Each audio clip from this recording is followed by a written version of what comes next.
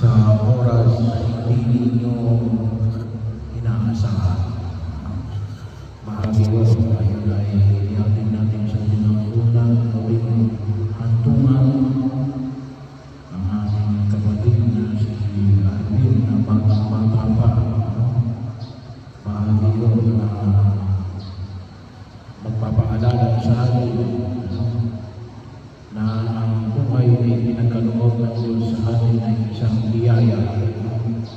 Kaya sana ho palagi natin pahalagahan ang biyaya ay pinagkaloob ng Diyos sa bawat isa sa atin, sapagkat anytime ay pwedeng bawiin ng Diyos ang buhay na pinagkaloob sa bawat isa sa atin. At yan ay maliwanag na kung saan ay pinatutuhanan din ng Ebanghelyo natin ngayon sa araw na ito, na pagdating pinahabing dito ay pagdating na hamon, anumang oras ito natin, ating gabi o madaling araw, ay lubos natin ang paghandaan. Kaya po, magamit natin yung aming panahon na ipinagkaloob ng Diyos sa bawat isa sa atin. Huwag tayong makalimot palagi na magpasalamat sa biyaya ng buhay na ipinagkaloob ng buong may kapal sa bawat isa sa atin. Yun po ay nawa. Kaya nga, sabi nga, yung pagdiriwang ng misa, ang tawag natin ay Eucharistia. Kaya pinaalala sa atin natin pagsimba tayo every Sunday, bilang pagpapasalamat. Madala namang pagpapasalamat ko, isa na rin yung buhay ay pinagkaloob ng Diyos sa atin. Bahagi yun, kahit na po itong ibinigay ng buong kapal kay atin, bagaman binabawi na niya, ay dapat din natin magpasalamat sapagkat ito yung panahon na ipinagkaloob sa Kanya at ipinagkaloob din sa mga bahagi ng Kanyang buhay, sa mga magulang, sa mga lolo at lola, mga tito at tita, mga kapatid, mga kalaro, bahagi mo yung sakit, yung dente, ay pamamaraan lang yun. Pero kailangan din tayo mag-ingat. Alam niyo, kung mapapansin nyo sa tabi ay mayroon din tayo pamatay ng damog yan. Binubuksan natin yan kapag medyo panahon ng tag-ulan. So, bahagi din yun responsibility natin. Kasi ito ay public place, no? Na pag-ingatan din natin,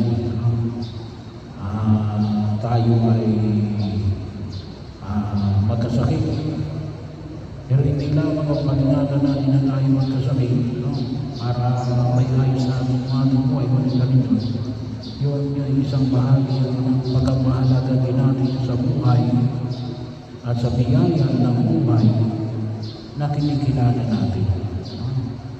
Kasi maaaring hindi pa natin panahon, pero tinahihirapan naman tayo. Gawa na naging babaya tayo sa buhay natin sa daigdig na ito. Pero yun ang unang katotohanan, magpasalamat tayo sa mga biyayang pinagkaloob ng Diyos na nagsimula sa biyaya ng buhay na ipinagkaloob sa bawat isa sa atin. Ang kay Arvin na kinalulungkot natin na sa bata niyang edad ay binawi na ng buong kapal. Pero bahagi rin ko rin yung pagtanggap sa katotohanan. Kaya sabi ni Jesus na maging handa kayo. Bahagi rin maging handa kayo sapagkat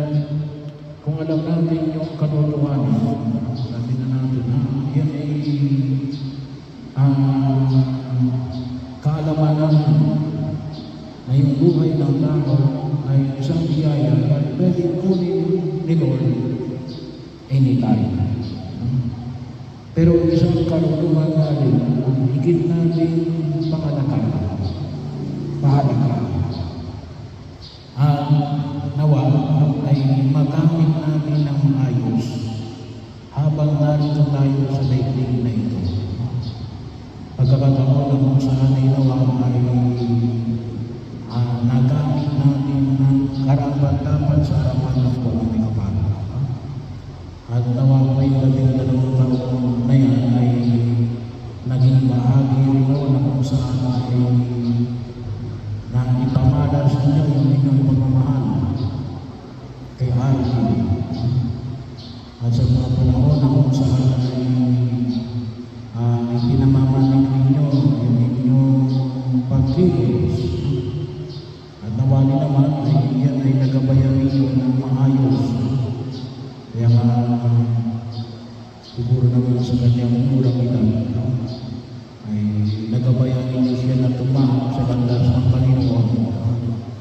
Kaya ay makabitiyak tayo natin na siya ay tatanggapin ng Diyos sa kanyang kaharian sa langit. Kaya napakahalaga rin ang pakinabangan natin ng mga sakramento. Katandaan sa 12, siguro naman ay si Arlene ay nabinyagan, nakumpilang, nakahingi ng tawad sa sakramento ng kumpisana, nakatanggap ng unang komunyon. So, bahagi ho na kung saan ay nawa ng pakinabangan niya habang siya nabubuhay sa daigdig na ito. Bakit ako? Sapagkat yan ay bahagi na pagtugon na ito yung paanyay ng may kapal para tayo ay makatahak sa tamang landas ng kanyang pagliligtas. Kaya malaking probabilidad, hindi lang posibilidad, ngunit yung probabilidad na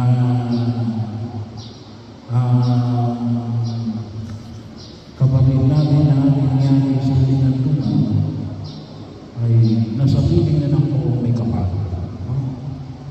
So bahagi yun, ako rin po ay mayroong kapatid na yumang sa kanyang murang edad. Ay ang pangalan niya ay Maria Jo.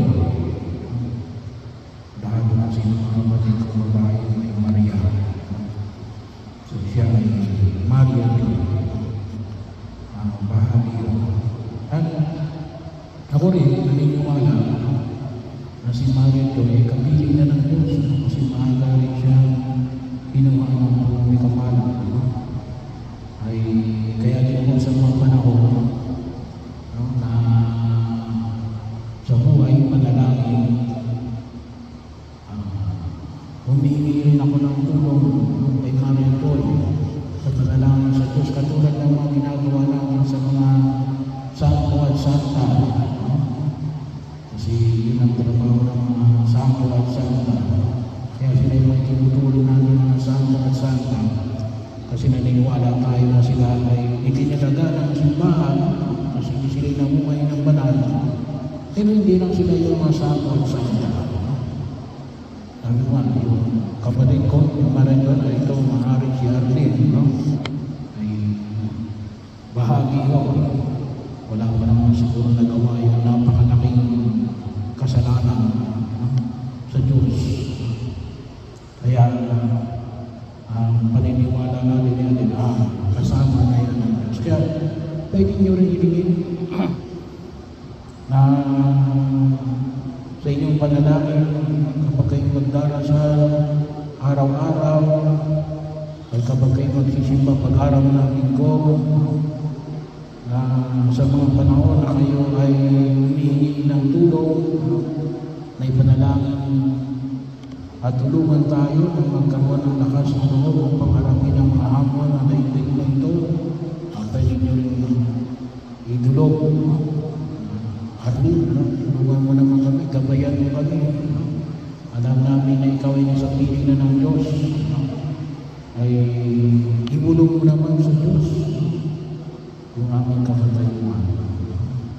At nawa ay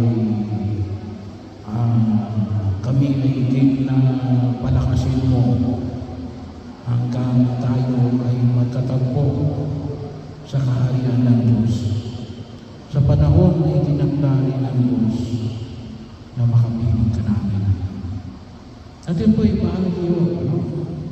Napakahalaga ang itinuturo ng aming simbahan, no?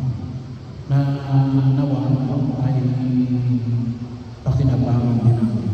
Kasi yun ang nais ng Diyos. Ano yun? At tayo lahat ay makasama niya sa kanyang kaharian.